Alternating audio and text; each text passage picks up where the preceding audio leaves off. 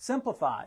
1 minus 4i, all divided by 4i times the quantity 1 plus 4i raised to the negative 1.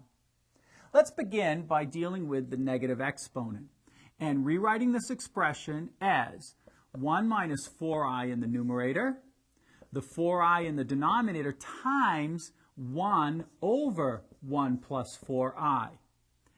Then simplifying the denominator a little bit, the numerator is still 1 minus 4i. In the denominator, we get the fraction 4i over 1 plus 4i.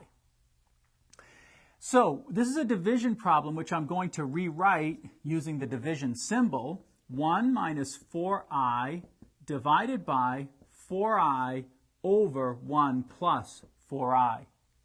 And now let's rewrite this as a multiplication. 1 minus 4i times the reciprocal, which is 1 plus 4i over 4i.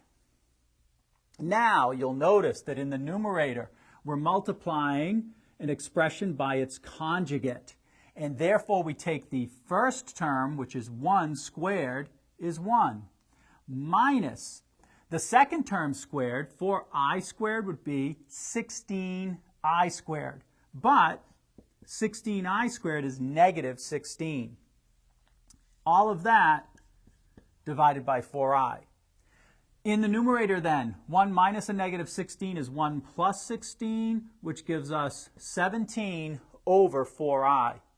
Now we need to rationalize the denominator because of the I term. So what we would multiply by is the conjugate of I, which is negative I, on both numerator and denominator. That result gives us negative 17i divided by negative 4i squared. Let's keep going in terms of simplification. The numerator, negative 17i. In the denominator, though, I squared is negative 1. Negative 1 times the negative 4, of course, will give us a positive 4. So we have negative 17i over 4. And then writing that in the form of the standard form, we would rewrite this as negative 17/4 I.